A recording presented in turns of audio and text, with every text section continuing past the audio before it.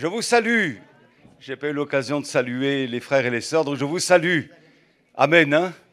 Soyez bénis. On est bénis en Christ, assis dans les lieux célestes en Jésus. Bienvenue à nos amis qui nous visitent aussi. Si c'est peut-être pour la première fois que vous venez ou depuis quelque temps que vous venez, eh bien, on est très heureux de vous accueillir. On va vivre un bon moment, alléluia, dans la présence de Dieu. On est très content d'accueillir notre cher frère, le pasteur Philippe Pégan, alléluia, qui nous vient de Mésidon. Et il m'a appris qu'en fin de compte, ça ne s'appelle plus Mésidon Canon, mais Mésidon Vallée d'Auge. Voilà, voilà. Donc n'ayez aucune crainte. Et on a même des bien-aimés qui nous viennent aussi de Mésidon. On les salue. Alléluia.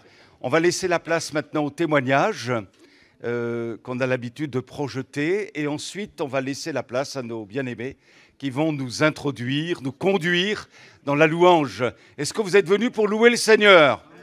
Alléluia. On va vraiment laisser le Saint-Esprit nous visiter et on va donner gloire à Dieu tous ensemble. Amen.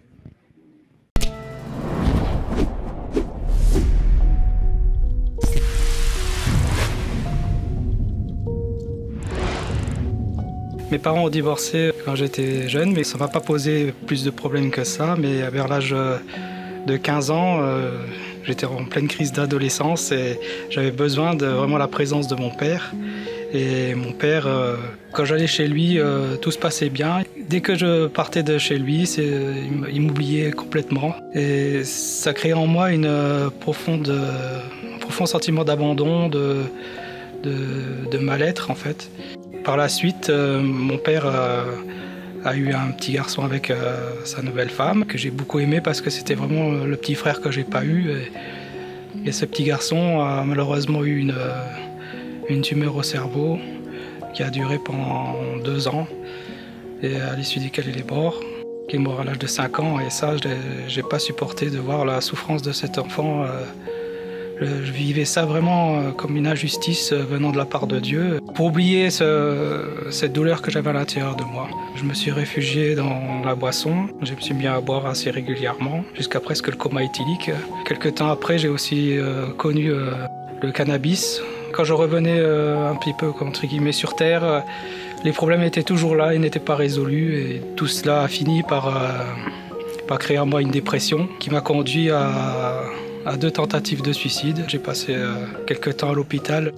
Quand je suis revenu de l'hôpital, j'étais toujours pareil. Ça n'avait rien changé. Un mercredi, alors que je sortais, je ne savais pas où j'étais, j'avais aucun but. Il se tenait là, un pasteur qui donnait des prospectus aux jeunes, comme ça, à la sortie du lycée. C'était marqué « Stop, Jésus t'aime, jeune, si tu veux, on fait des réunions dans une petite ferme à côté ».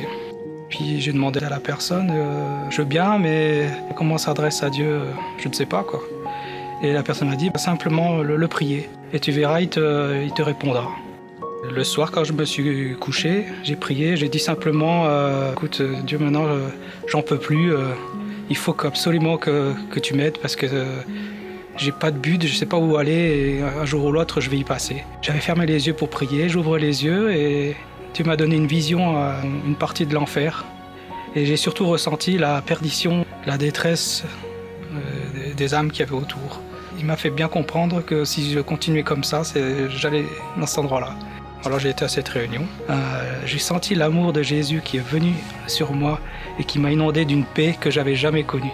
Et cette paix et cet amour a chassé tout ce mal-être que j'avais à l'intérieur de moi. J'ai été libéré de toute cette envie de boire et du cannabis instantanément. Ce que n'a pas fait les hommes, Dieu l'a fait. Oui, on te loue, alléluia. Merci pour ce beau témoignage. Et nous voulons rendre gloire à notre Dieu ce matin. Nous désirons, Seigneur, venir dans cette maison de prière pour te dire merci. Merci pour la puissance du Rédempteur. Merci pour Jésus, couronné de gloire et d'honneur. Merci au Saint-Esprit d'être descendu, alléluia, sur tous ceux qui confessent le nom de Jésus. Oh, nous voulons nous attendre ce matin à la manifestation de l'Esprit de Dieu qui nous touche, qui nous impacte, qui nous transforme, qui nous libère, alléluia. Merci Seigneur, que tout genou soit abattu et que toute langue confesse que Jésus-Christ est le Seigneur, à la gloire de Dieu, alléluia. Béni soit l'Éternel, notre glorieux, merveilleux Seigneur. Amen. Amen. Bonjour à tous. J'espère que votre semaine s'est bien passée. Moi, je vais vous dire que ma semaine s'est pas super bien passée. Mais c'est vrai, vous rigolez, mais c'est vrai, j'ai pas passé une bonne semaine. Mais je voudrais vous dire qu'aujourd'hui, je suis content, heureux d'être ici, là, ce matin, dans la maison de mon père, avec mes frères et sœurs. Ça fait du bien les réunions de famille. Et là, je sais que ça me fait du bien d'être en famille avec vous tous. Et voilà, on est là pour louer le Seigneur, pour l'adorer. Enfin, moi, je suis là. Après, il y aura le frère Pégan qui viendra pour annoncer la parole de l'Évangile. Moi, je suis là pour vous guider dans la louange pour le Seigneur, la louange vers le Seigneur, l'adoration. Et j'ai une petite devinette. Alors, par contre, les pasteurs n'ont pas le droit de parler. Quel est le chapitre le plus court de la Bible ? Eh bien, il y en a des rapides. Il y en a des rapides. Est-ce que, Dany, tu peux m'afficher le psaume 117, s'il te plaît ? Louez l'Éternel, vous toutes les nations, et vous, célébrez-le, vous tous les peuples, et le peuple d'Elbeuf, car sa bonté pour nous est grande, et sa fidélité dure à toujours. Louez l'Éternel. Et je vous disais que ma semaine s'est pas super bien passée. Voilà, il y a eu des... Je dirais que je suis un peu dans le creux de la vague spirituellement. Je suis proche de mon Seigneur, mais je dirais qu'en ce moment, il est silencieux. Et j'ai préparé cette liste de tout mon cœur et j'espère qu'elle vous parlera, mais surtout, je l'ai fait premièrement pour le Seigneur. Et je voudrais vous dire que même quand le Seigneur est silencieux sur les grands points, parce que c'est sur les grands points que le Seigneur est silencieux dans ma vie en ce moment, eh ben, il ne l'est pas pour les petits. Et quand je lui demande sa paix, eh ben, je peux vous dire que je reçois une paix qui n'est pas mondaine, une paix qui ne vient pas du monde. Et je reçois une paix qui m'a... Ah, je n'ai pas les mots en fait, je n'ai pas les mots pour décrire ça. Ça m'a enlevé tout ce qui m'ôtait, tout ce qui pesait sur mes épaules. Alors je voudrais que là faire abstraction de tout ça et qu'on puisse louer le Seigneur avec joie, non pas avec euphorie et avec extravagance comme le faisait à un moment donné David dans 1 Samuel, parce qu'il était lui au creux de la vague aussi, mais je voudrais qu'on le fasse avec joie, avec sincérité de cœur aussi, et qu'on fasse pour le Seigneur premièrement, et ensuite avec nos frères et sœurs. Alors pour le premier chant, c'est « Quand j'invoque le Seigneur, quand je glorifie son nom, il me délivre de mes ennemis ». Et je ne sais pas si vous connaissez ce chant-là, moi quand je chantais ce chant-là, je pense que j'étais à peu près petit comme ça. Et sur ce chant-là, il y a un canon. Et je voudrais que les hommes, mes frères, vous puissiez me suivre, et les sœurs, les femmes, vous puissiez suivre Naomi. Alors je ne sais pas si vous le connaissez, entraînez les gens autour de vous, voilà. Donc je voudrais qu'on chante ces chants-là, voilà. Merci Seigneur pour ta présence, merci pour ton Saint-Esprit, ô mon Dieu. Chantons-le de tout notre cœur.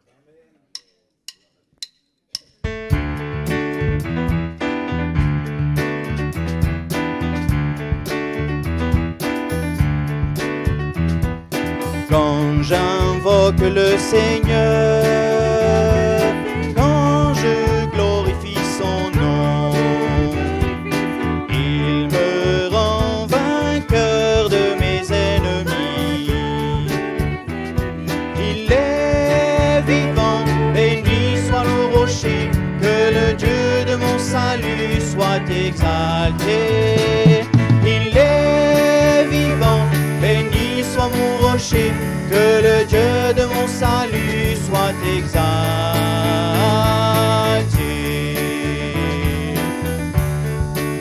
On y retourne. Quand j'invoque le Seigneur, quand je glorifie son nom, il me rend vainqueur de mes ennemis. Il est vivant, rocher, que le Dieu de mon salut soit exalté. Il est vivant, béni soit mon rocher, que le Dieu de mon salut soit exalté.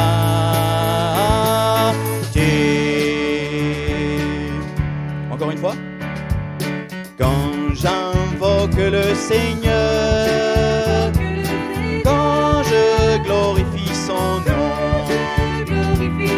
il me rend vainqueur de mes ennemis. Il est vivant, béni soit mon rocher, que le Dieu de mon salut soit exalté. Il est vivant, béni soit mon rocher, que le Dieu de mon salut soit exalté.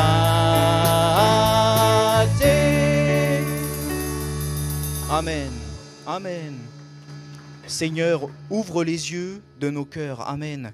C'est le chant suivant, ouvre les yeux de mon cœur, Père. Et c'est ce que nous désirons déjà qu'il nous éclaire par ces chants, parce que nous chantons à la gloire de Dieu et non pas à la gloire des hommes. Mais ensuite, par sa parole prêchée, eh bien, on désire pleinement recevoir. Et mes amis qui n'avaient pas encore fait la paix avec le Seigneur, ouvrez les yeux de vos cœurs. Et le Seigneur, par son esprit et son esprit plein d'amour, pourra ouvrir vos cœurs pour recevoir la parole prêchée. Amen. Ouvre les yeux de mon cœur, Père. Amen.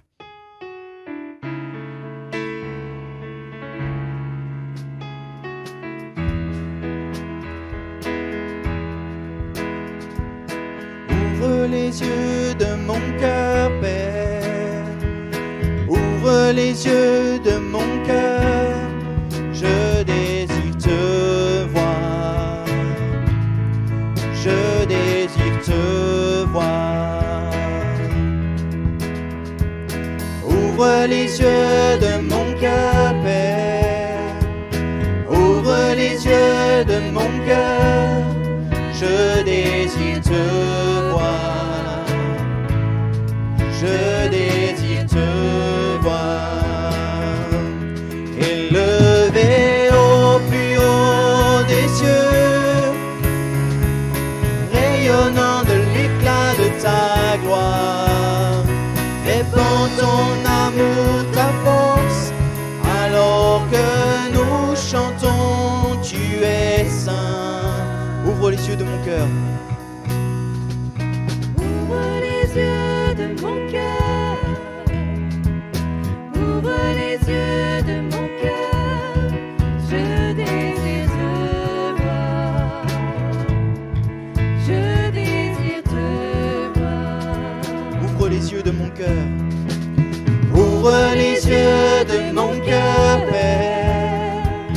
Ouvre les yeux de mon cœur. Je désire te voir. Je désire te voir. Élevé au plus haut des cieux, rayonnant de l'éclat de ta gloire, répands ton amour, ta force, alors que nous chantons, tu es saint. Tu es saint. Tu es saint, tu es saint. Tu es saint, tu es saint. Tu es saint, tu es saint. Je désire te voir. Tu es saint, tu es saint. Tu es saint, tu es saint. Tu es saint, tu es saint. Je désire te voir. Amen. Je désire te voir. Je désire te voir. Amen. Amen. Mon Dieu, je désire te voir. C'est ma plus grande mission et c'est mon plus grand désir. Oui, c'est de te voir. Seigneur, je sais, j'ai non pas l'espoir, mais l'espérance qu'un jour, mes yeux verront ta face et je serai éternellement avec toi. Et c'est mon désir le plus le plus ardent dans mon cœur. Oui, j'ai des bénédictions sur la terre. Oui, Seigneur, tu m'environnes. Merci pour la femme que tu me donnes. Merci pour le vêtement. Merci pour le toit. Merci pour le manger. Mais Seigneur, si je ne t'avais pas, tout ça serait vain. Et Seigneur, je t'ai, toi, Seigneur, et mon plus grand désir, c'est voir mon Sauveur face à face, celui qui m'a sauvé. Oui, mon Seigneur, je veux te voir, je désire te voir. Gloire te soit rendue, mon Jésus. Amen. Amen.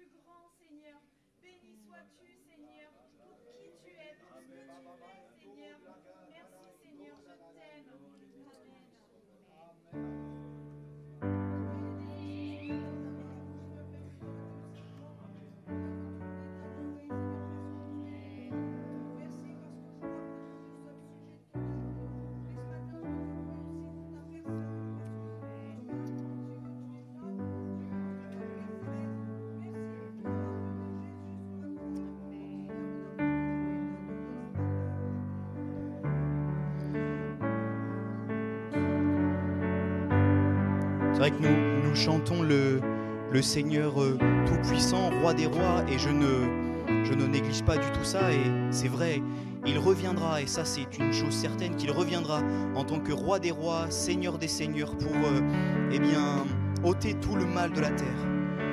Mais il n'a pas toujours été comme ça, notre Seigneur.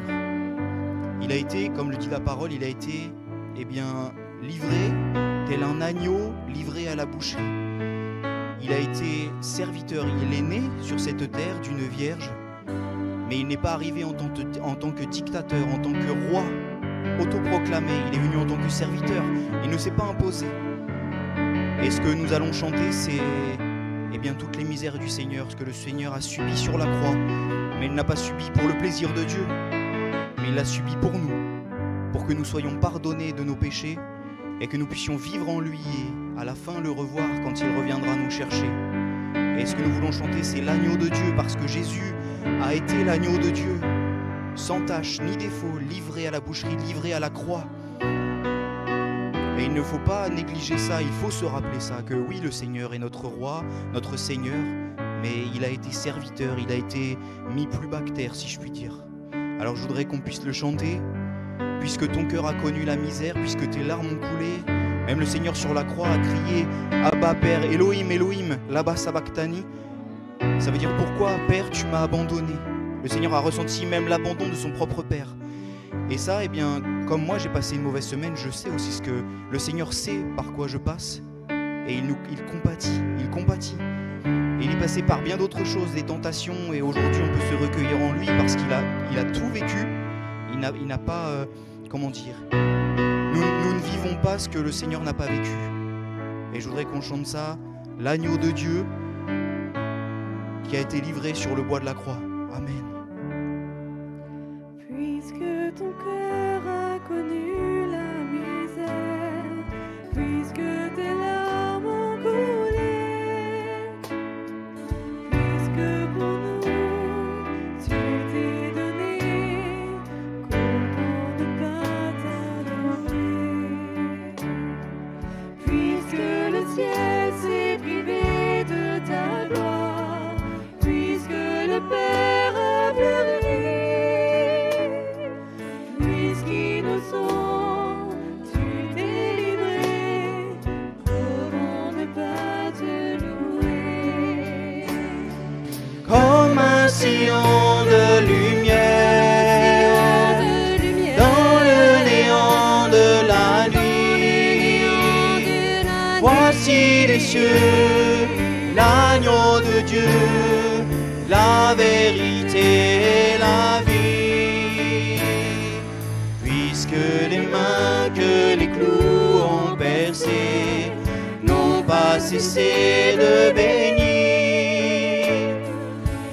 que maudit tu as aimé, comment ne pas t'adorer? Puisqu'au devant de la peine à venir, tu t'es chargé de la croix, puisqu'avec joie tu l'as porté, comment ne pas te louer? Peuple assoiffé de bonheur, quand verras-tu ton sauveur? La vie des cieux, l'agneau de Dieu, il est ton libérateur.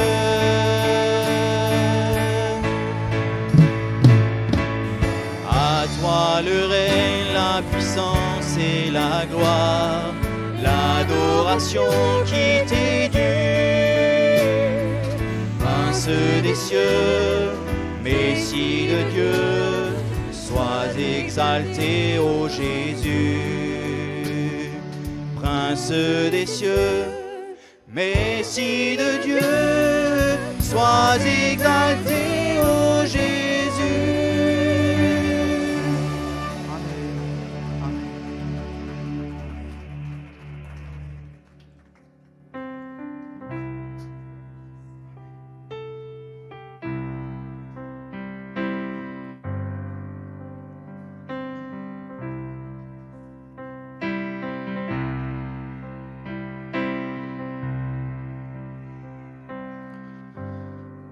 Ce chant-là, ça raconte l'amour de Dieu et ce qu'un pécheur, comme nous, comme moi, comme vous, pourrait dire sur toutes les bénédictions que le Seigneur a fait. Alors, on retient souvent beaucoup les miracles, les grandes choses que le Seigneur a fait, et oui, il les a fait. Ce n'est pas, je ne méprise pas ça. Mais il a fait aussi beaucoup d'autres choses. Et Dany, est-ce que tu peux me mettre le dernier verset de l'Évangile, s'il te plaît? Jean 21, verset 25. Et j'aime énormément ce verset, parce que c'est vrai, on a tendance à retenir les grandes bénédictions de notre vie, et encore une fois, je ne néglige pas ça. Mais merci Seigneur, parce que des fois, eh bien, il fait des petites choses, mais il met une paix dans mon cœur. Il débloque des petites situations, il m'aide sur une journée où je ne me suis pas levé du bon pied. Et le Seigneur, en fait, eh bien, c'est marqué dans sa parole. Jésus a fait encore beaucoup d'autres choses. Si on les écrivait en détail, je ne pense pas que le monde même pût contenir les livres qu'on écrivait. Et c'est extraordinaire de penser que le Seigneur, en fait, la Bible est, si je puis dire, trop petite, en fait, pour raconter tout ce que le Seigneur a fait sur terre et ce qu'il a fait depuis 2000 ans et ce qu'il fait dans nos vies aujourd'hui. Et le chant que je veux chanter, c'est l'amour de Dieu. Je veux chanter l'amour de Dieu, et dans les paroles, c'est marqué, eh bien, versez de l'encre dans les ondes, changez le ciel en parchemin, tendez la plume à tout le monde, et que chacun soit écrivain. Si tout le monde écrivait ce que le Seigneur a fait, je pense même pas que le champ de foire puisse contenir tout ce que le Seigneur a fait pour nous. Je ne sais pas si vous comprenez ce que je veux dire, mais le Seigneur est rempli de bénédictions pour nous, et même des choses des fois qu'on ne voit pas tout de suite. Mais merci Seigneur, parce que, eh bien, il nous bénit jour après jour, jour après jour. Vous vous êtes levé ce matin, béni soit Dieu. Vous avez la vie, vous avez l'oxygène dans vos poumons, béni soit Dieu. Vous vous tenez debout, vous avez pu aller à l'église, béni soit Dieu. Béni soit Dieu aussi pour les caméras, parce que voilà, les gens qui ne peuvent pas se déplacer, maintenant il y a un moyen pour avoir les réunions et la communion fraternelle. Merci Seigneur pour toutes choses. Alors voilà, je voudrais chanter ça avec un esprit de recueillement, et surtout se rappeler dans l'esprit que le Seigneur n'est pas là que pour les grandes choses. Ce n'est pas un Dieu de plein de paillettes ou je ne sais quoi. Le Seigneur est là dans les petits moments aussi. Amen.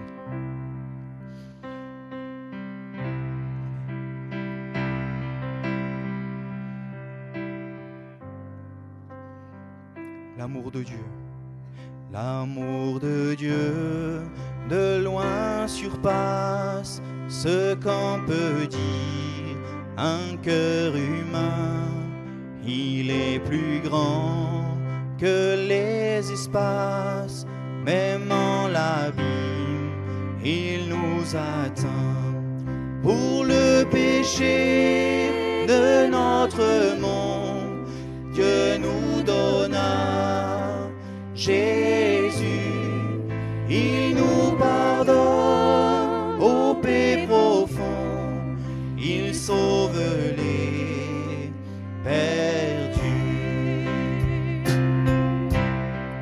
verser de l'encre dans les ondes, changer le ciel en parchemin, tendez la plume à tout le monde et que chacun soit écrivain. Vous dire tout l'amour du Père ferait tarir les eaux et remplirait la place entière sur ces divins rouleaux. L'amour de Dieu, si fort, si tendre, est un amour sans fin. Tel est le chant que font entendre les anges et les saints.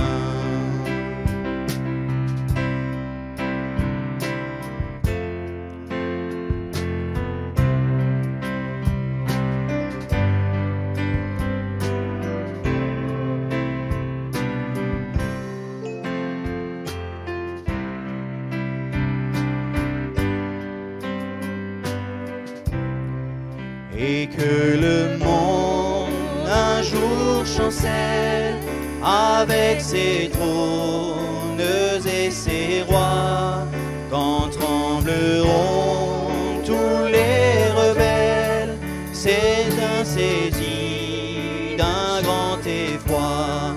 De Dieu l'amour que rien ne lasse, pour nous encore vivra. C'est le miracle de la grâce. Amen, alléluia. L'amour de Dieu, si fort, si tendre, est un amour sans fin. Tel est le chant que font entendre les anges et les saints. L'amour de Dieu, si fort, si tendre, est un amour sans fin. Tel est le chant que font entendre les anges et les saints. Je vais appeler les frères qui ont été désignés pour distribuer le pain et le vin, le pain et le fruit de la vigne. Je vous demande de vous approcher pour ensuite préparer ces moments. Et les louanges, les adorations que vous avez dans votre cœur, répondez-les. Ne soyez pas timide, si je puis dire. Je l'ai été avant. Et la louange qui était dans mon cœur était trop grande. Alors je vous demande, répandez vos cœurs. Des prières courtes pour laisser la place au maximum de personnes. Des prières courtes et sincères. Louez le Seigneur de ce qu'il a fait dans vos vies. Amen.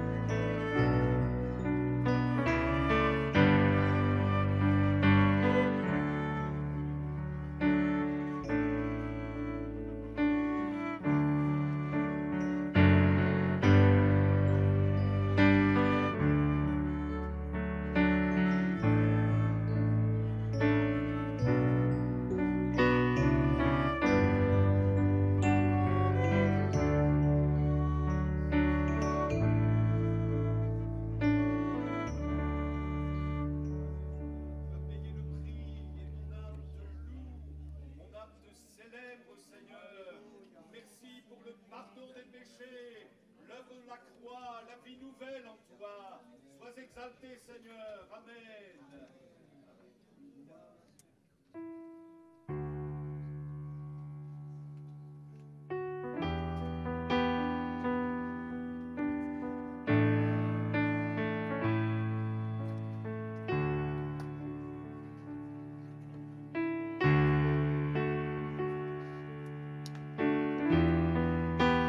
Avant de laisser la place, toute la place aux frères Pégan pour l'annonce, pour la proclamation de l'évangile, de la parole, voudrais chanter ce dernier chant. Mon Dieu, par quel amour tu payes un si grand prix, le prix de la croix et de la mort.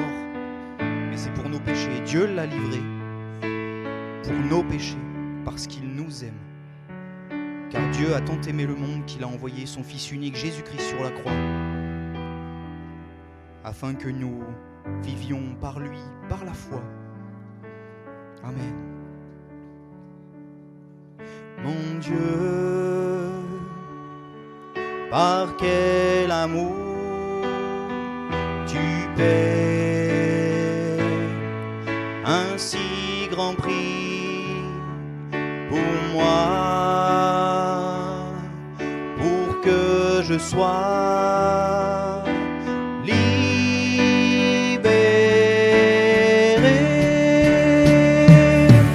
Oh, quel amour et quel sacrifice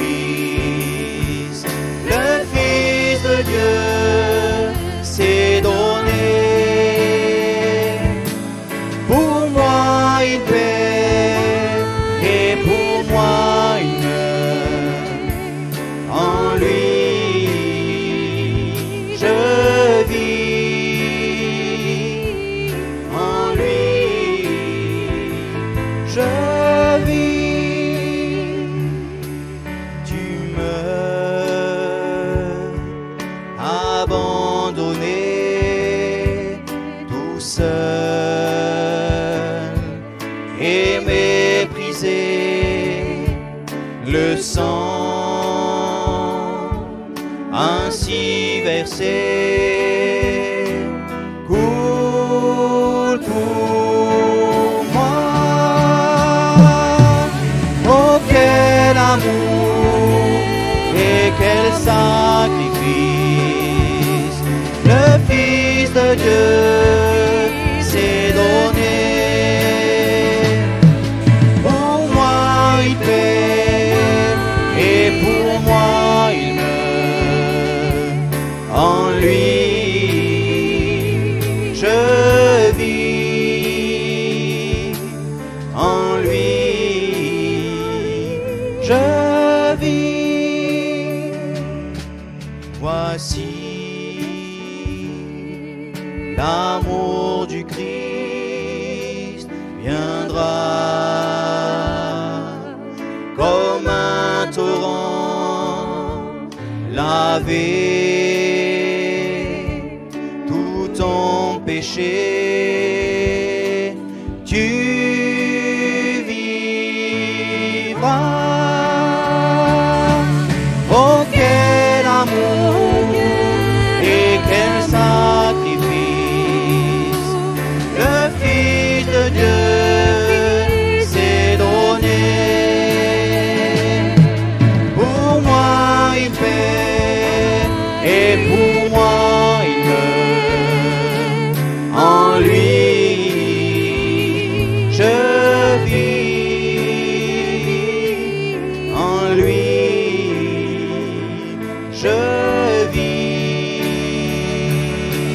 en lui je vis, en lui je vis. Amen. Amen. Gloire à Dieu. Gloire au Seigneur. On est très heureux donc d'accueillir notre frère, le pasteur Philippe Pégan. Je ne sais pas si son épouse est là dans l'auditoire. Oui? Amen, ah oui, alléluia, oui. Alléluia, sois béni. Hein? Amen. On s'est fait beaucoup de bien, vraiment. Depuis vendredi soir, on a été bénis au travers de la prédication et nous sommes convaincus que le Seigneur a déposé sur le cœur de Philippe un message pour nous ce matin. Amen. Alors que tu sois libre au milieu de nous hein, et que vraiment la grâce de Dieu nous arrose tous. Amen. Amen. Merci. Merci.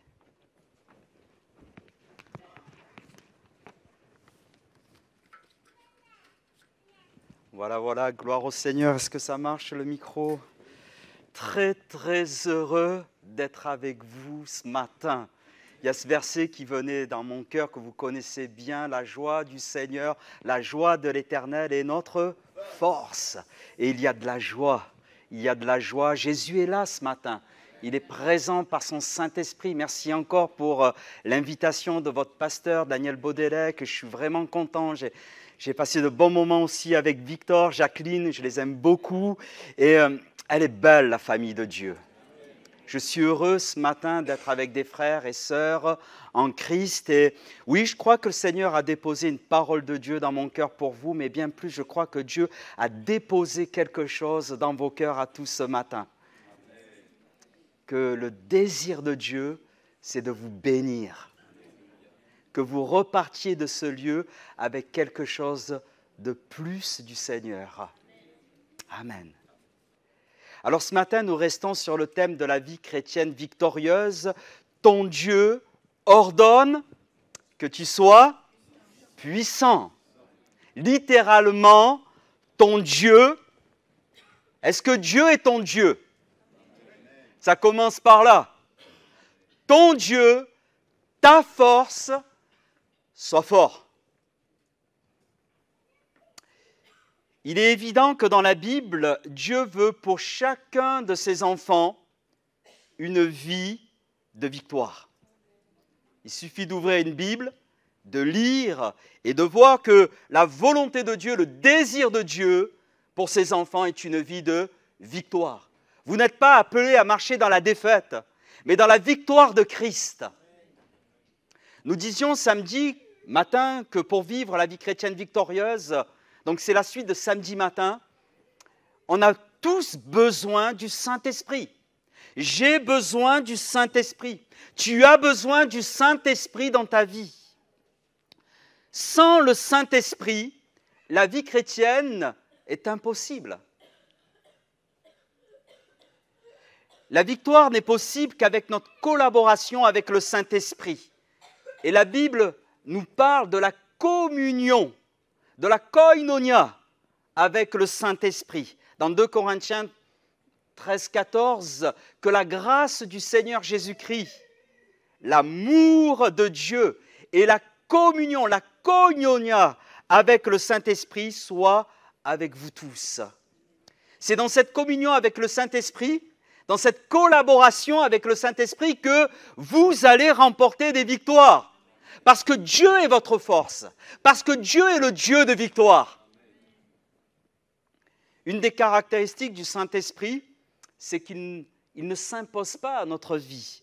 C'est à nous de lui laisser aussi toute la place dans notre vie chrétienne. Que cela soit dans notre vie personnelle ou dans la vie communautaire de l'Église, le Saint-Esprit occupe la place que nous lui laissons.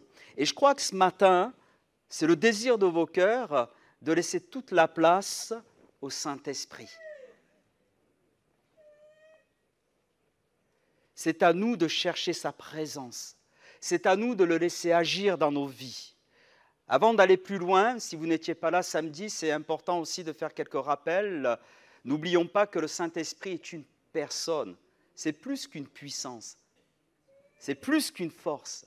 C'est une personne, la troisième personne de la Trinité divine. Et son rôle premier, comme nous avons pu le partager samedi, c'est de glorifier Jésus. Jésus l'a dit, « Il me glorifiera ». Le rôle du Saint-Esprit ce matin, c'est de donner toute la gloire à Jésus. Et je crois vraiment que ce matin, Jésus est au centre de ce rassemblement. Et il veut donner toute la gloire à Jésus. Il prendra de ce qui est à moi et il vous le communiquera. Il vous l'annoncera. Jésus est celui qui marche au milieu de l'Église. L'Église n'appartient pas à un homme. L'Église n'appartient pas à un pasteur. Mais l'Église appartient au Seigneur Jésus. Vous êtes des brebis du Seigneur. Alléluia. Le Saint-Esprit est Dieu en nous. C'est l'Esprit de Christ en nous. En cela, le désir du Seigneur Jésus est de vous remplir de sa présence, de vous remplir du Saint-Esprit. Il veut vous revêtir de la puissance du Saint-Esprit. Il veut vous immerger dans le Saint-Esprit. C'est ce que nous appelons le baptême dans le Saint-Esprit. Et ce matin, je vais vous parler de cette expérience que vous êtes tous appelés à vivre. Être baptisés dans le Saint-Esprit. Alors, le baptême dans le Saint-Esprit, ce n'est pas une finalité, hein? C'est le commencement. Ce n'est pas une option dans notre vie, on doit le rechercher. Ce n'est ni même une perfection, il ne faut pas attendre d'être parfait pour recevoir le baptême dans le Saint-Esprit. À partir du moment que nous sommes enfants de Dieu, Jésus veut te baptiser dans le Saint-Esprit. Le mot baptême, baptizo dans le grec, signifie immersion. Lorsque vous avez été baptisé, vous avez été immergé dans l'eau, vous avez été plongé dans l'eau. Jésus veut maintenant vous plonger dans son esprit, dans cette plénitude du Saint-Esprit. Vous savez, Jean-Baptiste a dit deux choses importantes concernant le Seigneur Jésus, et ça c'est vraiment important. Lorsque Jésus va commencer son ministère public, Jean le Baptiste, celui qui baptisait, va dire deux choses concernant le Seigneur Jésus. Deux choses quand il a vu le Seigneur Jésus. La première chose, il va dire « Voici l'agneau de Dieu qui ôte le péché du monde ». Il a vu en Jésus tous ces agneaux que l'on sacrifiait chaque jour au temple de Jérusalem. Mais Jésus est l'agneau par excellence. Et mon ami, c'est important, si tu ne l'as pas encore fait ce matin, de passer par la croix. De donner ta vie à Jésus, de confesser tes péchés. Parce que le désir de Dieu, c'est de te sauver avant toute chose. La Bible nous dit que Jésus est venu chercher et sauver ce qui était perdu. Et comme nous l'avons entendu dans le témoignage, c'est la décision la plus importante à prendre dans ta vie. Es-tu passé par la croix? As-tu demandé pardon pour tes péchés à Jésus? La Bible nous dit à un Dieu qui ne se lasse point de pardonner. Si nous confessons nos péchés, Dieu est fidèle et juste pour nous les pardonner. Il est le Dieu du pardon. Alléluia. La prédication de la croix est une folie pour ceux qui n'en veulent pas, mais pour ceux qui en veulent, elle est une puissance de Dieu, une puissance de vie, une puissance de résurrection. C'est la première chose que Jean-Baptiste a dit. Voici l'agneau de Dieu qui ôte le péché du monde. Avant la Pentecôte, il y a eu la croix. Et la deuxième chose que Jean-Baptiste dit, en parlant de Jésus, lui, donc Jésus, il vous baptisera. Je vous laisse un peu travailler aussi. Hein. Il vous baptisera du Saint-Esprit et de feu. Est-ce que vous le croyez ? Est-ce que vous croyez que ce matin, le Seigneur, pour ceux qui n'ont pas encore fait cette expérience du baptême dans le Saint-Esprit, est-ce que vous croyez que le désir de Jésus, c'est de vous baptiser du Saint-Esprit et de feu? Je vous rassure, ce n'est pas le feu du jugement. Hein. Il y aurait beaucoup de choses à dire ce matin, mais je ne peux pas prendre trop de temps, bien évidemment, mais c'est vraiment un feu, le feu de la paix, de la joie, de Dieu dans notre cœur. Alléluia. Alors on sait que dans la Bible, dans le livre des Actes des Apôtres, au chapitre 2, un événement extraordinaire s'est produit le jour de la Pentecôte, il y a 2000 ans, à Jérusalem, 50 jours après la Pâque. Un petit groupe de disciples, 120 personnes environ, hommes et femmes, étaient tous ensemble dans un même lieu, comme vous, ce matin, dans une chambre haute, à l'intérieur d'une maison. Ils étaient tous assis, comme vous, ce matin. Il vient du ciel un bruit, comme celui d'un vent impétueux. Ce vent, nous dit la Bible, remplit toute la maison où ils étaient assis. Des langues de feu leur apparurent et se posèrent sur chacun d'eux. La Bible nous dit qu'ils furent tous remplis du Saint-Esprit et se mirent à parler en d'autres langues selon que l'Esprit leur donnait de s'exprimer. On peut dire, et vous l'avez certainement entendu, que l'Église de Jésus est née ce jour-là, le jour de la Pentecôte. Cette expérience que viennent de vivre les disciples est l'accomplissement d'une promesse biblique. On est biblique. On est ancré dans la parole ce matin. Ce n'est pas une expérience mystique.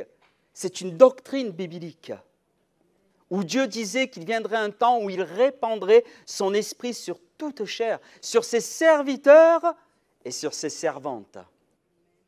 C'est ce que l'apôtre Pierre appelait aux gens de Jérusalem après cette expérience de la Pentecôte. Il disait dans les derniers jours, Dieu dit, je répandrai de mon esprit sur toute chair. Vos fils et vos filles prophétiseront, vos jeunes gens auront des visions, vos vieillards auront des songes. Oui, sur mes serviteurs et sur mes servants, dans ces jours-là, je répandrai de mon esprit et ils prophétiseront. Cet événement a changé complètement les disciples. Ils sont devenus des témoins puissants de l'Évangile parce que la puissance de Dieu par le Saint-Esprit se manifestait désormais en eux. Le Saint-Esprit est la source de puissance qui a permis aux premiers chrétiens tout simplement d'annoncer l'Évangile, de répandre l'Évangile, mais aussi de tenir bon dans les moments difficiles. Jésus était avec les siens. On ne peut que constater la transformation de l'apôtre Pierre avant la Pentecôte et après la Pentecôte. Sa crainte des Juifs a été changée en assurance, en zèle, suite à l'envoi du Saint-Esprit. Pierre n'était plus le même. C'est avec puissance qu'il prêche le nom de Jésus à tous ces Juifs à Jérusalem. Lorsque nous lisons le livre des Actes des Apôtres, nous constatons que le Saint-Esprit se manifestait avec puissance dans la vie des premiers chrétiens, mais il agissait puissamment aussi dans les assemblées chrétiennes. Le Saint-Esprit était à l'œuvre au milieu du peuple de Dieu. Jésus disait dans Actes 1:8, vous connaissez tout cela. Alors, je vais vous citer les versets pour aller un petit peu plus vite, mais je vous invite chez vous tranquillement à relire tous ces versets qui nous parlent justement de cette expérience du baptême dans le Saint-Esprit où les premiers disciples furent tous remplis du Saint-Esprit. Mais dans Actes 1:8, c'est Jésus qui le dit, vous recevrez une puissance. Le Saint-Esprit survenant sur vous et vous serez mes témoins. Ce sont les paroles de Jésus. Vous serez mes témoins. À Jérusalem, dans toute la Judée, dans la Samarie, jusqu'en Normandie. Amen. Dans cette église à Elbeuf. C'est l'église de Jésus, hein? Alléluia. Alors j'ai une bonne nouvelle. Cette promesse, elle est désormais accomplie. Vous n'avez plus à l'attendre, mais à recevoir ce que le Seigneur veut vous donner, vous communiquer encore ce matin. Cette expérience est désormais pour chacun de vous ce matin, j'en suis convaincu. Elle est pour tous les disciples de Jésus, ses serviteurs, ses servantes, nous dit l'Écriture, parce que le désir de Dieu, je le répète, c'est important, sa volonté, c'est de vous remplir du Saint-Esprit. Il veut aussi vous renouveler aussi dans le Saint-Esprit. On n'est baptisé qu'une seule fois dans le Saint-Esprit, mais on peut être renouvelé autant de fois que nécessaire. Alors peut-être que ce matin, tu as été déjà baptisé dans le Saint-Esprit, mais peut-être que tu as simplement besoin d'être renouvelé dans la puissance du Saint-Esprit. Et le Seigneur va le faire. En tant que chrétiens, nous sommes tous appelés à expérimenter sa puissance dans nos vies. Tous, sans exception. Ton Dieu ordonne que tu sois puissant. Et ce que Dieu ordonne, il te le donne ce matin en Jésus-Christ. Ça, c'est la parole. Ce que Dieu dit, il accomplit. Alléluia. Désormais, le Saint-Esprit agit dans le monde entier. Il est répandu et tous les croyants peuvent le recevoir. C'est ce que l'apôtre Pierre disait le jour de la Pentecôte aux gens de Jérusalem dans sa prédication, car la promesse, elle est pour vous, pour vos enfants, pour tous ceux qui sont appelés au loin, en aussi grand nombre que le Seigneur lui-même les appellera. Alors comment en vivre l'expérience? Je vais être aussi pratique ce matin. Dans Actes 2:38, quand Pierre va prêcher Jésus, il va dire, donc, parce qu'ils vont avoir le cœur touché à la prédication de Pierre. Ça, c'est aussi l'action du Saint-Esprit que de nous convaincre de notre besoin de salut. Il vous convaincra de péché, de justice, de jugement. On prend conscience que sans Jésus, on est perdu. C'est important de donner notre vie à Jésus. Et là, on voit que Pierre, dans sa prédication, qu'est-ce qu'il dit? Repentez-vous et que chacun de vous soit baptisé au nom de Jésus-Christ à cause du pardon des péchés, et vous recevrez le don du Saint-Esprit. C'est très simple. La première chose que Pierre dit aux Juifs, c'est « repentez-vous ». Dans le grec, c'est la métanoïa, c'est un changement de pensée, changement de mentalité. La repentance implique tout simplement que nous revenions à Dieu. Et en cela, il est toujours possible de revenir à Dieu, comme dans l'histoire du fils prodigue. Lorsqu'on s'éloigne, c'est toujours possible de revenir. Et je sais que notre Papa Céleste ne sera jamais insensible à une âme repentante. J'aime beaucoup ça ne vient pas de moi, c'est un pasteur qui disait ça. Et je crois que c'est vrai, que ce n'est pas le péché qui nous disqualifie, mais le manque de repentance. Parce que Jésus a porté ses péchés, tous nos péchés à la croix. Jésus a réglé le problème de tous nos péchés à la croix. Tout ce que nous avons à faire, c'est de revenir et de recevoir le salut de Dieu en Jésus-Christ. D'où ce besoin de se repentir. C'est le commencement de revenir à Dieu. Et combien on a besoin de Dieu dans notre vie. C'est la première chose, la repentance. Le baptême d'eau, ce qui implique bien évidemment la foi en Jésus-Christ, la foi dans l'œuvre expiatoire de Jésus à la croix. C'est le sang de Jésus qui nous purifie de tout péché, et c'est par la foi que nous sommes sauvés. C'est par grâce que nous sommes sauvés, par le moyen de la foi. Ce n'est pas par nos œuvres, ce n'est pas par nos mérites.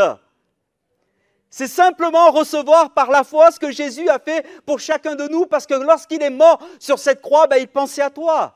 Il pensait à moi, il pensait à chacun de vous, le jour où vous allez tout simplement accepter son œuvre dans sa vie, dans votre vie, pardon. La puissance de la croix. Et le mot don, le Saint-Esprit est un don de Dieu, un don de grâce. En fait, c'est donné comme un cadeau, comme un présent. Donc, si c'est le don de Dieu, on n'a qu'à recevoir ce que Dieu nous donne. Je n'ai pas de mérite, je ne dois pas le mériter, le Saint-Esprit. Sinon, ça ne serait plus un don. Si je vous faisais un cadeau ce matin, un beau cadeau, vous êtes libre de l'accepter ou de le refuser. Mais si vous ne voulez pas l'accepter, ce n'est pas de ma faute. C'est à vous de le prendre. Le don de grâce. Alléluia.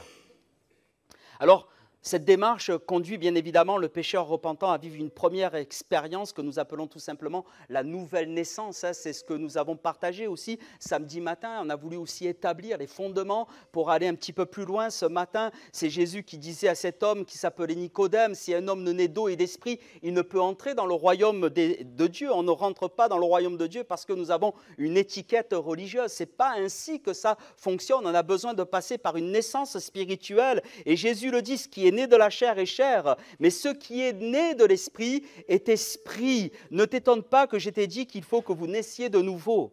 C'est le Saint-Esprit de Dieu qui produit en nous cette nouvelle naissance en réponse tout simplement à notre foi en Jésus. Il y a la foi, il y a la repentance, on se convertit. La réponse de Dieu à notre conversion, c'est la nouvelle naissance. Ça ne dépend pas de nous, c'est Dieu qui produit cela par l'action bénie du Saint-Esprit dans notre vie. Dès que nous ouvrons notre cœur à Jésus, c'est un miracle divin, c'est le plus beau des miracles parce qu'il fait de vous des enfants de Dieu.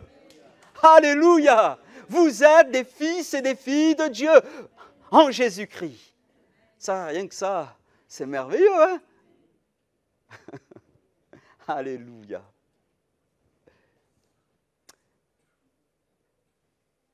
Nous disions samedi que le Saint-Esprit est au centre de l'expérience chrétienne, la nouvelle naissance. Puis vient une deuxième expérience que nous appelons tout simplement le baptême dans le Saint-Esprit. La première expérience du Saint-Esprit intervient bien évidemment pour notre salut, pour nous introduire dans une vie nouvelle, nous dit l'Écriture. Les choses anciennes sont passées, voici toutes choses deviennent nouvelles. C'est la nouvelle naissance, c'est la certitude de notre salut, de la vie éternelle. Pas besoin de savoir parler en langue, de parler en langue pour être sauvé. Ce n'est pas le baptême dans le Saint-Esprit qui nous sauve, nous le comprenons, c'est l'œuvre de Jésus à la croix. Et cette première expérience, nous l'appelons la nouvelle naissance. Il faut naître d'en haut, il faut naître de nouveau. C'est l'action du Saint-Esprit dans notre vie qui fait de nous des enfants de Dieu. Vous le savez, vous l'avez compris. c'est important. La deuxième expérience du Saint-Esprit nous introduit dans une expérience de plénitude jusqu'à nous remplir, jusqu'à nous immerger de cette présence de Dieu, de la présence du Saint-Esprit, le baptême dans le Saint-Esprit. Dans Acte 1, Jésus disait à ses disciples d'attendre à Jérusalem jusqu'à ce qu'ils reçoivent la promesse du Père. Car Jean a baptisé d'eau, on a été immergé dans l'eau. Alors le baptême de Jean, c'est le baptême de repentance. Aujourd'hui, on baptise au nom du Père, du Fils et du Saint-Esprit. Il y a une immersion dans l'eau, mais dans peu de jours, vous serez baptisés du Saint-Esprit. Il va y avoir une nouvelle immersion dans ta vie. Il y a quelque chose de plus que tu vas vivre avec le Seigneur. Cette promesse est pleinement accomplie dans Acte 2, le jour de la Pentecôte, lorsque le Saint-Esprit est descendu du ciel sur les disciples dans cette chambre haute. À ce moment-là, la Bible nous dit, ils furent tous remplis du Saint-Esprit. Ils se mirent à parler en d'autres langues selon que l'Esprit leur donnait de s'exprimer. Et cette même expérience, nous la retrouvons dans Acte 8 chez les Samaritains parce qu'ils avaient reçu l'Évangile. Les Samaritains avaient reçu le message de l'Évangile. Ils avaient été baptisés d'eau sous le ministère de Philippe, mais ils n'avaient pas encore reçu le Saint-Esprit. Et lorsque Pierre et Jean arrivèrent, les apôtres arrivèrent en Samarie, il est écrit, ils leur imposèrent les mains et ils reçurent le Saint-Esprit. Cette même expérience, nous la retrouvons aussi chez Corneille et sa famille dans Acte 10, 44, comme Pierre prononçait encore ces mots alors qu'il parlait de Jésus, le Saint-Esprit descendu sur tous ceux qui écoutaient la parole. On écoute la parole et au contact de la parole, le Saint-Esprit confirme la parole de Dieu dans nos vies.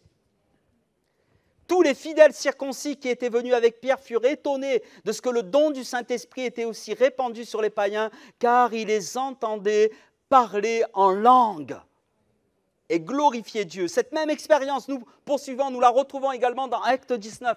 Par contre, là, j'aimerais la lire avec vous, Acte 19.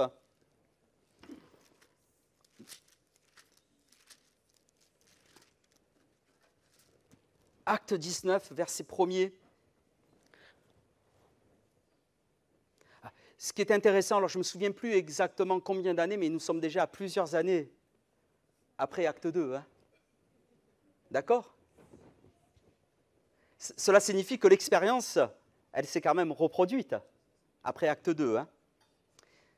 Cependant, pendant qu'Apollos était à Corinthe, Paul, après avoir parcouru les hautes provinces de l'Asie, arriva à Éphèse. Ayant rencontré quelques disciples, il leur dit, « Avez-vous reçu le Saint-Esprit quand vous avez cru ?» Ils lui répondirent, « Nous n'avons pas même entendu dire qu'il y ait un Saint-Esprit. » Il dit, « De quel baptême avez-vous donc été baptisés ?» Et ils répondirent, « Du baptême de Jean. » Alors Paul dit, Jean a baptisé du baptême de repentance, c'est ce que je vous disais tout à l'heure. Disons au peuple de croire en celui qui venait après lui, c'est-à-dire en Jésus. Sur ces paroles, ils furent baptisés au nom du Seigneur Jésus, baptême au nom du Père, du Fils et du Saint-Esprit par immersion. Lorsque Paul leur eut imposé les mains, le Saint-Esprit vint sur eux et ils parlaient en langue et prophétisaient. Ils étaient en tout environ 12 hommes. Là, il y a l'expérience du baptême dans le Saint-Esprit. J'aimerais juste attirer votre attention. Il n'y a pas le vent impétueux. Il n'y a pas les flammes de feu qui vont se poser comme ça sur chacun des disciples dans Acte 2. Mais tout simplement, ils vont imposer les mains et ils vont parler en langue. D'accord ? C'est important de retenir cela. Alors cette même expérience, elle est pour tous, ce matin, nous le comprenons. Alors je sais que cette question du baptême dans le Saint-Esprit en tant que deuxième expérience fait encore couler beaucoup d'encre, même dans certains milieux dits évangéliques, qui disent que finalement on est baptisé dans le Saint-Esprit le jour de notre conversion. Mais il faut savoir qu'à travers les siècles, cette doctrine biblique du baptême dans le Saint-Esprit a toujours été contestée. Mais cela n'a jamais empêché le Saint-Esprit de baptiser. C'est pas le Saint-Esprit qui baptise dans le Saint-Esprit. Hein. Ça n'a jamais empêché Jésus de baptiser dans le Saint-Esprit. Si je fais une erreur, vous levez la main. Hein. Non, ce n'est pas écrit comme ça. Hein. C'est Jésus qui baptise dans le Saint-Esprit. Ça, c'est la vérité. Hein. Ce n'est pas les pasteurs. Hein. C'est Jésus. Alors, j'ai pu le partager hier après-midi. mais c'est ce que j'ai pu vivre personnellement dans ma vie chrétienne. J'ai fait une première expérience lors d'une réunion. Donc, je suis venu à l'église, j'étais sur une chaise et là, j'ai fait vraiment l'expérience de la nouvelle naissance. Alors ça a été mon parcours, ça a été mon expérience. Cela ne signifie pas que ça se passe toujours comme cela. On a tous des parcours différents, mais la finalité est toujours la même. Mais alors que j'étais sur ma chaise, j'ai été visité comme le frère dans son témoignage par l'amour de Dieu. Ça a bouleversé mon cœur et ce jour-là, je suis devenu un disciple de Jésus, un chrétien. Alléluia, je suis né de nouveau sur ma chaise. Ça a été comme ça, instantanément. Puis est venue une deuxième expérience, puisque c'est important de rechercher le baptême dans le Saint-Esprit. Et je demandais au Seigneur qu'il me baptise dans le Saint-Esprit et un dimanche matin. Mais alors, le plus calmement possible. Vous savez, moi, je suis un Méditerranéen. Je suis un peu électrique, mais gentiment électrique. J'électrocute personne, je vous rassure. Mais on a un peu un comportement un petit peu, vous me comprenez. Et j'étais assis sur ma chaise et là, mais comme un murmure doux et léger, j'ai été baptisé dans le Saint-Esprit. Alors j'ai bloqué cela un petit peu un moment parce que pour moi c'était acte 2. Il fallait un peu plus de sensations, un peu plus d'émotions, mais paisiblement, comme un murmure doux et léger. Et finalement, il y a eu un déblocage. Et là, tranquillement, le plus paisible du monde, je me suis mis à parler en langue. C'est beau, hein? Alors, ce n'est pas tant le parler en langue qui m'a interpellé, c'est justement ce revêtement de puissance qui donne à notre communion avec Jésus quelque chose de plus, le baptême dans le Saint-Esprit. Vous savez, je vais vous raconter encore une expérience avec l'église d'Argentan. Nous sommes dans un effort d'implantation sur la ville de Falaise. Et là, il y a un homme, il a fait une expérience de conversion, mais tout juste incroyable. En fait, c'était un athée, il ne croyait même pas en Dieu. Il vient la première fois, il vient dans une église évangélique, c'était Argentan. Il donne sa vie à Jésus. Il fait un miracle, il a été délivré de la cigarette, il a été guéri par le Seigneur Jésus. C'est super, hein? Et tout fraîchement converti, il vient à Falaise, parce qu'on a des réunions où on annonce l'évangile, et on a eu un temps de prière, on s'est mis à prier, et on sentait que Jésus était là, et à la fin de la réunion, il vient nous voir, nous les pasteurs, et il nous dit, alors cet homme, il n'a pas eu beaucoup d'enseignements, il vient de se convertir, c'était un athée, il ne croyait pas en Dieu, et il vient nous voir, il nous dit, mais je ne comprends pas, pendant que je prie, il y a des mots bizarres qui viennent. Qu'est-ce que c'est, pasteur? C'est normal. On a prié pour lui. Oh. Baptisé dans le Saint-Esprit. Bon, il a pris son baptême après. Baptisé d'eau. Une belle expérience de conversion. Que Dieu le bénisse. Alléluia. On voit que le baptême dans le Saint-Esprit n'est pas réservé à une élite spirituelle. Il est pour tous. Jésus disait à ses disciples dans Actes 1:8, vous recevrez une puissance, le Saint-Esprit survenant sur vous et vous serez mes témoins. Le baptême dans le Saint-Esprit est un revêtement de puissance. En cela, le baptême dans le Saint-Esprit est étroitement lié à la mission de l'Église. C'est une puissance pour faire de chacun de vous des témoins de Jésus-Christ. Alléluia, jusqu'aux extrémités de la terre, jusqu'en Normandie, dans cette ville d'Elbeuf. Le Seigneur veut faire de vous des témoins de Jésus-Christ. Il y a des gens dans cette ville qui ont besoin d'entendre parler de Jésus. Alléluia, Dieu veut sauver dans cette ville. Ce n'est pas pour rien que vous êtes dans cette église, parce que Dieu veut sauver des âmes.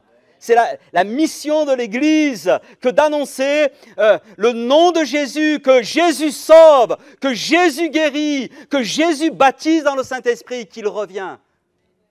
Vous savez de quoi je parle pour les plus anciens. Alléluia. La puissance du Saint-Esprit nous permettra d'accomplir la mission de Dieu. Mais aussi la puissance du Saint-Esprit, c'est important aussi de le souligner, nous permettra de surmonter aussi les épreuves et les difficultés, les obstacles dans la vie. La puissance du Saint-Esprit est aussi une puissance de sanctification personnelle. Ce que moi, je n'arrive pas à faire par moi-même, le Saint-Esprit est capable de le faire. Il est celui qui libère aussi des addictions, qui libère des fois même de la cigarette. Si tu es encore dans cette addiction, le Seigneur veut te libérer de la cigarette. Tu n'es pas appelé à fumer. Le Seigneur veut t'en délivrer ce matin, je le crois. Alléluia.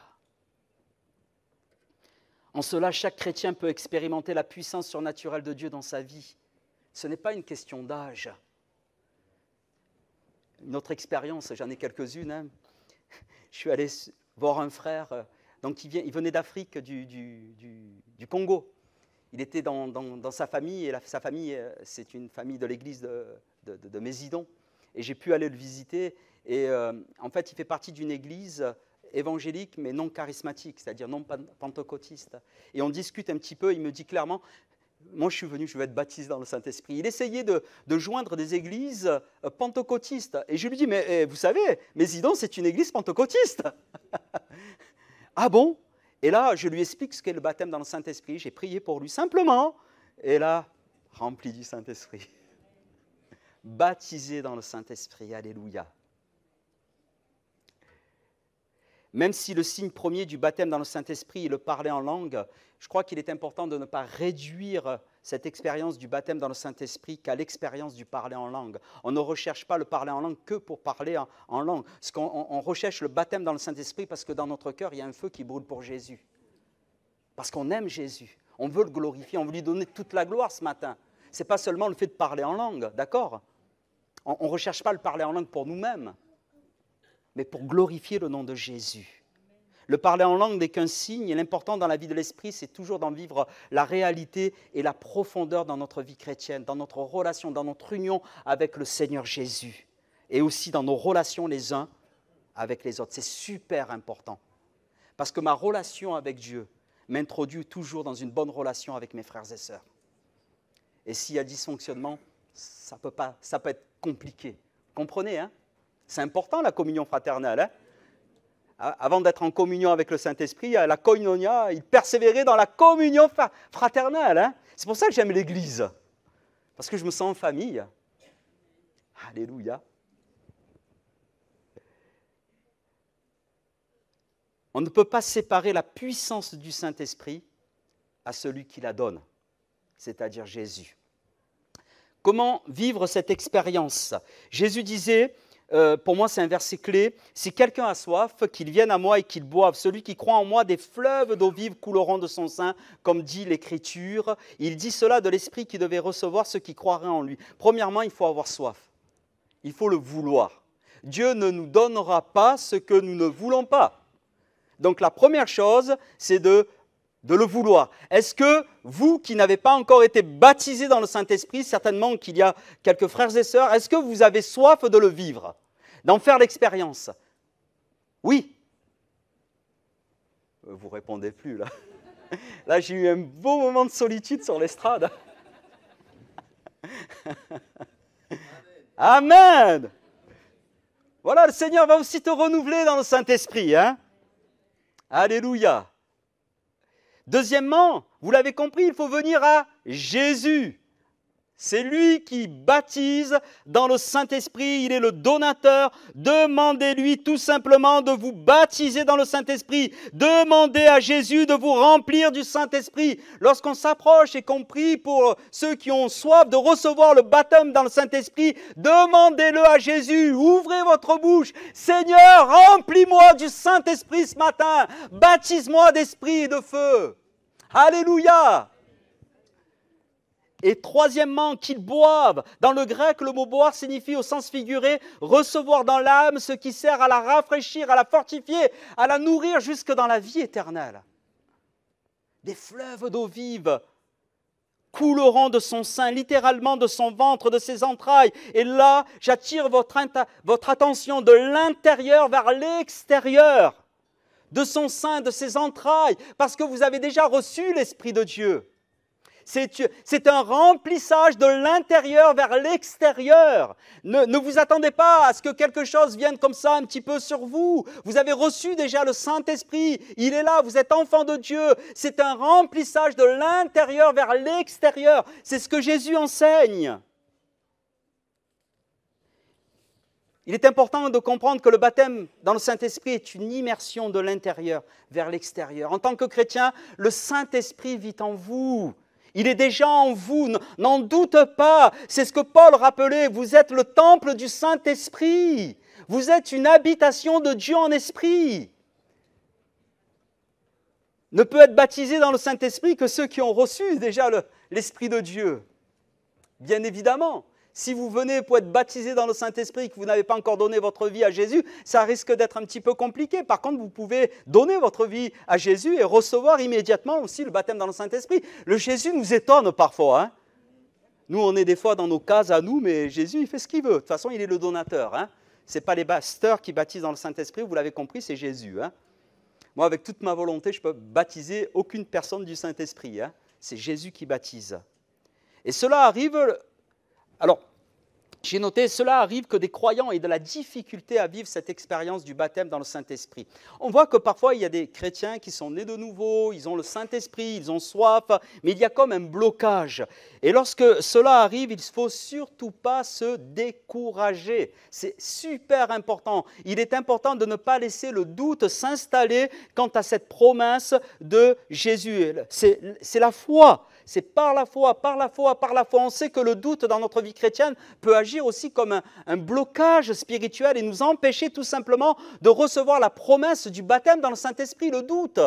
En cela, on sait que notre adversaire, le diable, sait aussi utiliser nos doutes, nos craintes, nos peurs pour essayer de nous voler cette promesse du baptême dans le Saint-Esprit parce que lui, il ne veut surtout pas que l'Église, que les croyants soient baptisés dans le Saint-Esprit. Il sait que c'est un revêtement de puissance. Alors il essaye de mettre le doute. Satan essayera de vous faire croire que le baptême dans le Saint-Esprit, ce n'est pas pour vous. C'est un mensonge. Il est pour toi. Il est pour toi ce matin. Il essaiera de vous faire croire que Jésus ne veut pas vous baptiser dans le Saint-Esprit. Ce n'est pas biblique, c'est un mensonge du diable. Ce matin, le désir de Jésus, c'est de vous baptiser dans le Saint-Esprit, de vous remplir du Saint-Esprit. Et bien plus que cela, comme nous nous en parlions, il veut vous conduire dans une vie de victoire.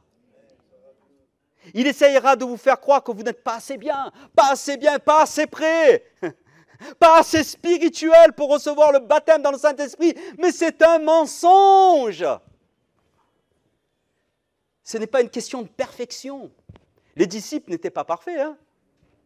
Pourtant, ils ont tous été remplis du Saint-Esprit, hein, nous dit la Bible. L'expérience n'est pas réservée à une élite spirituelle, mais elle est pour tous, nous dit la Bible. À partir du moment qu'on ne vit pas volontairement, bien évidemment, dans le péché, que nous nous soumettons naturellement à la parole de Dieu, rien ne peut nous empêcher ce matin de recevoir le baptême dans le Saint-Esprit. En cela, un des plus grands blocages dans l'expérience du baptême dans le Saint-Esprit, je pense que c'est notre intelligence. Enfin, ça a été un peu le cas pour moi. Comme le signe initial, le signe audible du baptême dans le Saint-Esprit, donc le fait de parler en langue, alors que nous sommes en prière, notre intelligence, vous savez qu'est-ce qu'elle fait? C'est dur de trouver le bouton pause, hein. Ça vous arrive de temps en temps, quand vous avez passé une journée un petit peu difficile, vous êtes bien fatigué, vous vous allongez tranquillement dans le lit, et là, l'intelligence qui se met...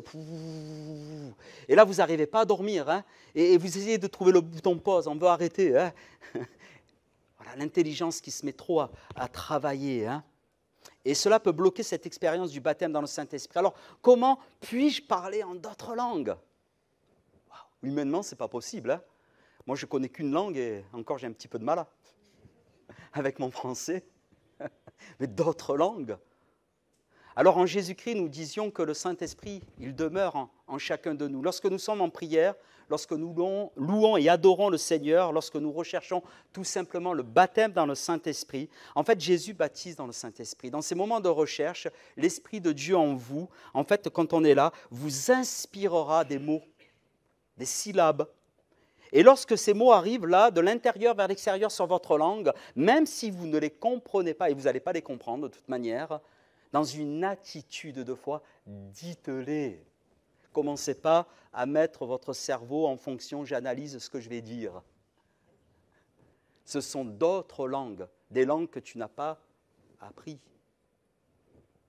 Faites confiance au Saint-Esprit en vous.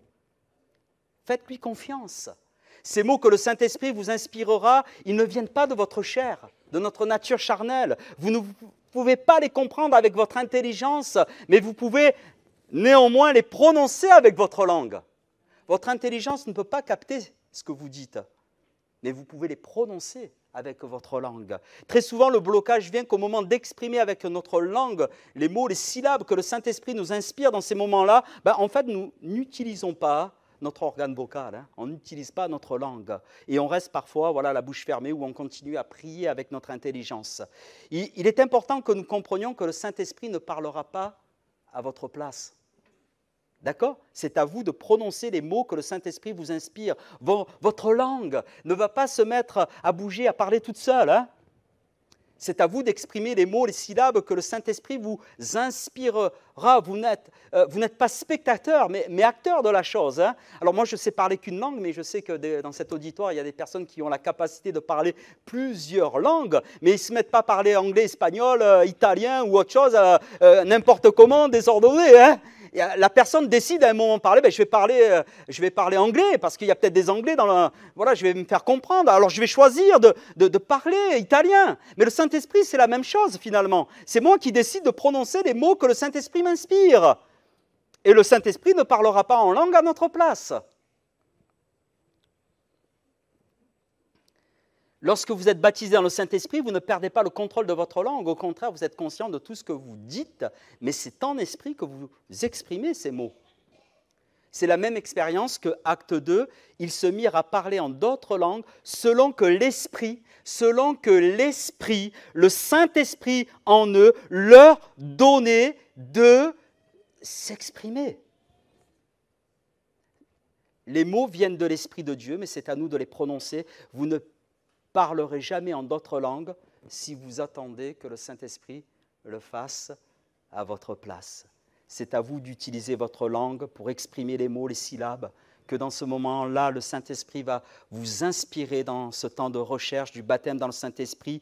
Lorsqu'on est en prière, ces mots viennent là tout naturellement, de l'intérieur vers l'extérieur, sur notre langue. N'ayez pas peur, dites-les, prononcez-les dans une attitude de foi. Ne réfléchissez pas.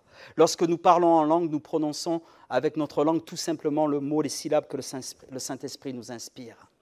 Lorsqu'on est baptisé dans le Saint-Esprit, je vais un petit peu plus rapidement, je lis un peu plus mes notes, je suis désolé, mais c'est important pour moi de finir ce message, parce que je crois que Dieu confirme sa parole et qu'il faut d'abord enseigner ces choses-là pour en vivre aussi l'expérience. Lorsqu'on est baptisé dans le Saint-Esprit, nous ne perdons pas le contrôle de nous-mêmes, nous ne perdons pas le contrôle de notre langue, nous n'entrons pas dans une sorte de transe mystique. Je vous rassure, vous n'allez pas vous mettre à tomber, à rouler par terre. Ils étaient paisiblement assis, hein, et là ils ont été baptisés dans le Saint-Esprit. Mais nous exprimons tout naturellement, voilà ces mots que le Saint-Esprit nous inspire. Cela peut être des fois, vous savez, quelques mots, quelques syllabes, mais dites-les, exprimez-les. Très souvent, le blocage vient de ce que nous analysons, les mots que nous prononçons. Hein. Nous les analysons avec notre intelligence. On veut vivre cette expérience du baptême dans le Saint-Esprit, mais on raisonne trop avec notre intelligence. Alors qu'on est en prière, on se pose toutes sortes de questions, mais comment ça va se passer? Comment cela va-t-il se faire de pouvoir parler en d'autres langues? Alors, comprenez? N'ayez pas de crainte d'exprimer avec votre langue les paroles que le Saint-Esprit vous inspirera. J'arrive vers la fin du message. Paul disait les choses ainsi, c'est important car si je prie en langue, mon esprit est en prière, mais mon intelligence demeure stérile. La transcription parole vivante dit les choses ainsi, car si je prie en langue inconnue et que je prononce des sons inintelligibles, mon esprit certes s'entretient avec Dieu, mais mon intelligence n'y participe pas et n'en retire aucun fruit. Jésus baptise dans le Saint-Esprit. Mais c'est à nous, vous l'avez compris, de prononcer les mots que le Saint-Esprit nous inspire dans la prière. Lorsque vous parlez en langue, n'ayez aucune crainte. Ce que vous dites ne viendra pas d'un autre esprit. Ne vous inquiétez pas. Pour moi, il n'y a pas de cohabitation possible. Quand on a l'Esprit de Dieu, les démons partent. Ils ne cherchent pas à venir. Ne vous inquiétez pas. Cela ne viendra pas d'une fausse langue selon la chair, parce qu'il peut avoir cette crainte, mais ce n'est pas vrai. Mais cela viendra du Saint-Esprit qui est en vous. Il vous appartient simplement à utiliser votre langue pour former les mots, les syllabes que le Saint-Esprit vous donnera d'exprimer, même si vous ne comprenez pas ce que vous dites. Ces langues que vous parlerez, ce sont des vraies langues. Nous exprimons des merveilles de Dieu. Ce matin, le Saint-Esprit est là pour vous donner la victoire sur tous les blocages, parce que Le désir de Jésus, c'est que si vous n'avez pas encore fait cette expérience du baptême dans le Saint-Esprit, que vous puissiez la vivre ce matin. Est-ce que vous croyez que c'est possible de la vivre? Ou d'être renouvelé aussi dans la vie de l'Esprit. Et ce matin, je crois qu'il y a un vent qui souffle. Il y a le vent de la puissance de Dieu. Nous l'avons dit, nous l'avons déclaré, nous l'avons chanté que Jésus est là. Est-ce que Jésus est au milieu de son Église?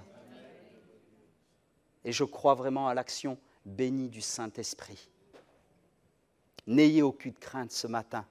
Le Saint-Esprit et la parole de Dieu sont unis pour vous conduire dans cette expérience de plénitude et de victoire. L'Église, pour moi, et combien j'aime l'Église. Et je sais que Jésus l'aime encore plus que moi. Parce qu'il a donné sa vie sur cette croix pour nous sauver. L'Église, c'est le lieu dans lequel le Saint-Esprit se manifeste. Alléluia. Et je crois que ce matin, vos cœurs sont prêts à recevoir ce que Dieu veut vous donner, vous communiquer. Le Seigneur va vous amener plus loin dans la vie de l'Esprit et aussi dans la manifestation des dons spirituels dans cette Église. Jésus veut que vous soyez forts. Il veut une Église forte et puissante dans cette ville d'Elbeuf. Jésus baptise dans le Saint-Esprit. Ce matin, j'étais en prière, je dis, Seigneur, comment faire cet appel? Et là, le Seigneur m'a rappelé cette histoire de Élie, qui vivait un temps de découragement, et Dieu va le conduire sur la montagne à Horeb, et il va lui dire, Élie, Élie, que fais-tu ici? Tiens-toi devant moi dans la montagne. Et la Bible nous dit qu'à ce moment-là, je vais reprendre peut-être un peu il y a eu un vent violent. La Bible nous dit que le Seigneur n'était pas dans le vent violent. Puis il y a eu le feu. Le Seigneur n'était pas dans le feu à ce moment-là. Manifestation de la puissance de Dieu, le vent violent, le feu violent, le feu qui est tombé sur l'autel, dans ce combat contre les faux prophètes de Baal. Et il y a prié pour le feu est descendu. Le Seigneur n'était pas dans le tremblement de terre. Mais la Bible nous dit que le Seigneur était dans un souffle doux et léger. Et ce matin, le Seigneur va vous baptiser dans un murmure doux et léger. Je vais faire un appel, je vais appeler au groupe de louanges de revenir me rejoindre sur l'estrade. On va faire cet appel. Si vous voulez vivre cette expérience du baptême dans le Saint-Esprit, si vous n'êtes pas encore baptisé dans le Saint-Esprit, je crois que Dieu veut confirmer sa parole ce matin dans vos vies. Je vais vous demander simplement de vous lever de votre chaise, cette fois-ci de vous avancer. Et il y a 3 pasteurs, on va prier chacun individuellement. Quand on pose les mains, vous l'avez compris, ce n'est pas le pasteur qui baptise. N'attendez pas à ce que je vous baptise dans le Saint-Esprit, mais un signe d'identification et aussi un signe de communion. Quand je prie avec mon frère, je suis en communion avec lui. Vous allez vous approcher, on est frères et sœurs en Christ. Je vais prier, on va prier ensemble pour vous. Et là, quand vous allez être baptisé dans le Saint-Esprit, lorsque Jésus, vous allez tout simplement, voilà, pas analyser ce que vous allez dire, mais vous allez tout simplement, dans un murmure doux et léger, vous allez parler en langue. Simplement. C'est un temps de grâce ce matin. Le Seigneur sait agir dans le feu, il sait agir dans le tremblement de terre, dans le vent violent, mais il sait aussi agir dans un souffle doux et léger. Et ce matin, il y a un souffle doux et léger. Approchez-vous sur le devant, n'ayez pas peur, mais occupez toute la place. Alléluia. Nous allons vivre un temps de grâce ce matin. Le Seigneur confirme sa parole. Alléluia, dans le nom de Jésus.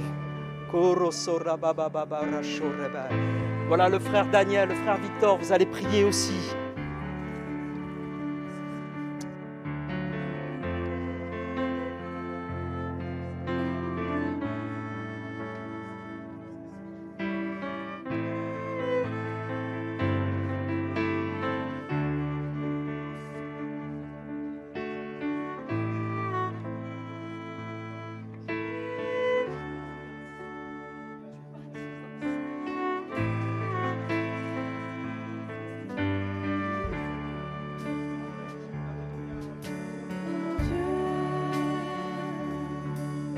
Ah, quel amour tu paies, un si grand prix pour moi, pour que je sois libéré.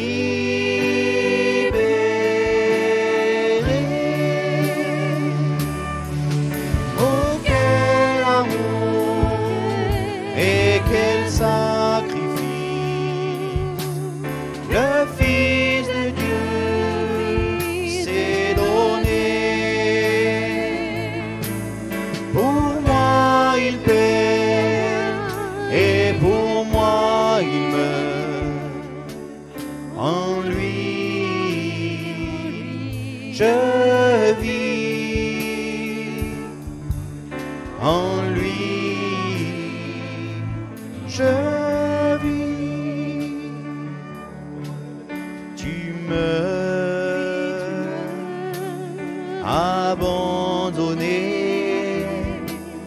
tout seul et méprisé. Le sang ainsi versé coule pour moi. Oh, quel amour et quel sacrifice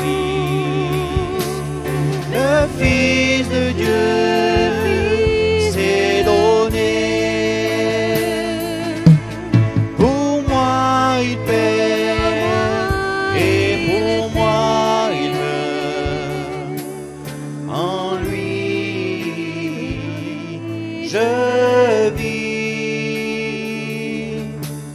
en lui je vis.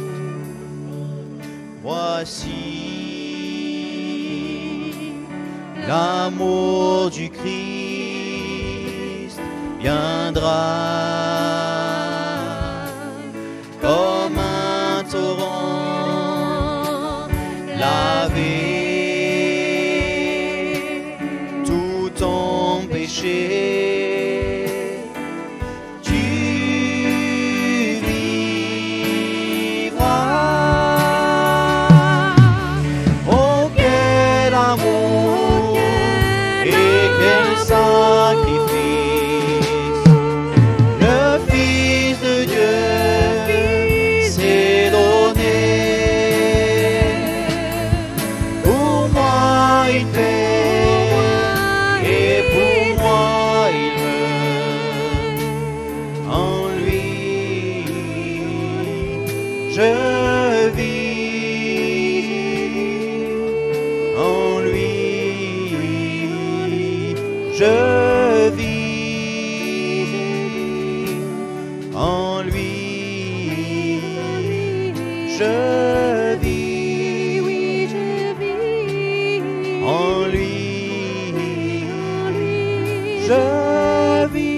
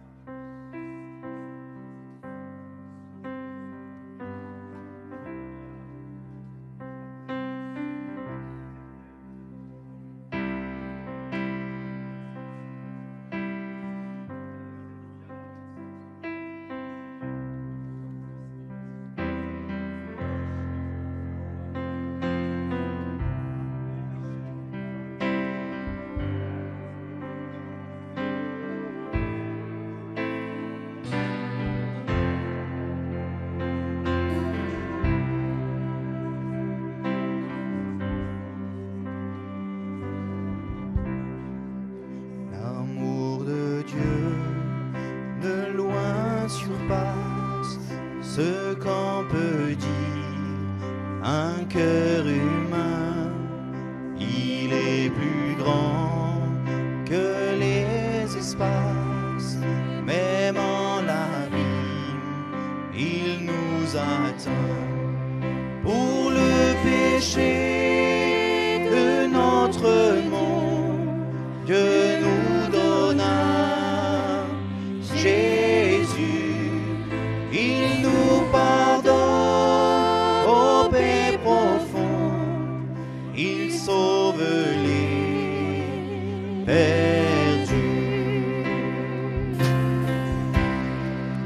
Percé de l'encre dans les ondes, changer le ciel en parchemin, tendez la plume à tout le monde et que chacun soit écrivain pour dire tout l'amour du Père ferait tarir les eaux et remplirait la place entière c'est divin.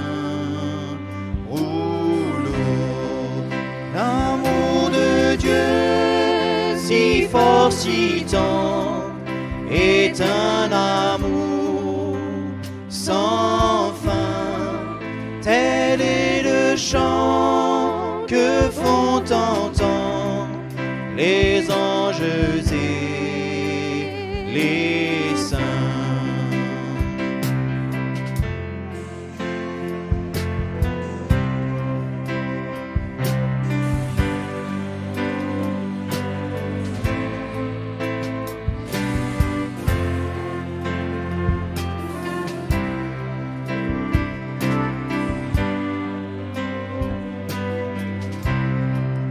Et que le monde un jour chancelle avec ses trônes et ses rois, quand trembleront tous les rebelles, soudain saisis d'un grand effroi. De Dieu l'amour que rien ne lasse, pour nous encore vivra. C'est le miracle de la grâce. Amen, alléluia. L'amour de Dieu, si fort, si tendre, est un amour sans fin.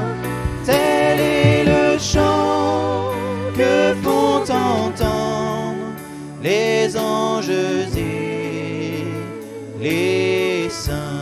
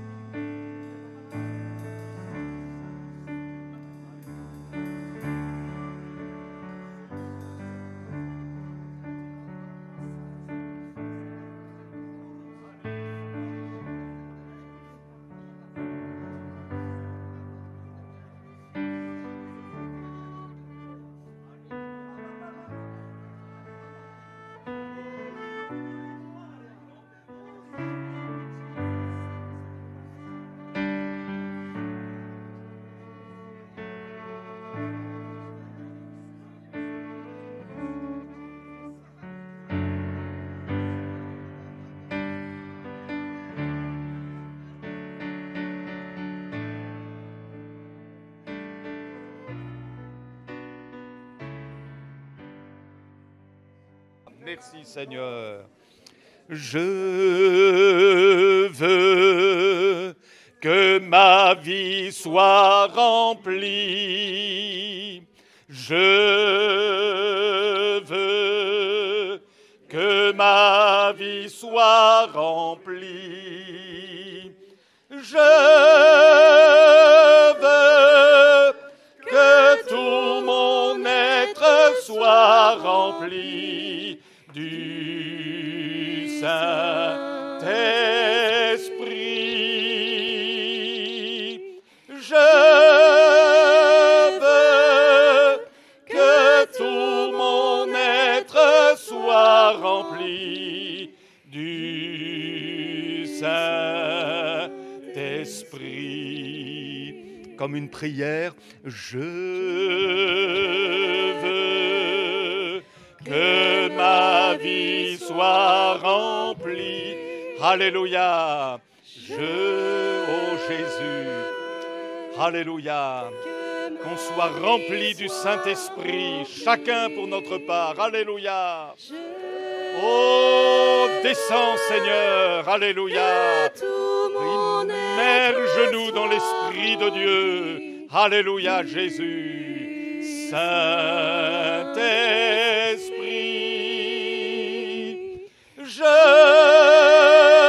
veux que tout mon être soit rempli du Saint-Esprit.